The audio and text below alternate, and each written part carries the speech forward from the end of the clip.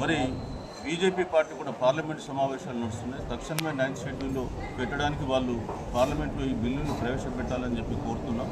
మరి మీరు బీసీలు బలిదానాలు చేసుకుంటే తప్ప మీరు 9th షెడ్యూల్లో పెట్టరా అనేటువంటి విషయాన్ని ఇటు బీజేపీని కూడా ప్రశ్నించడం జరుగుతుంది.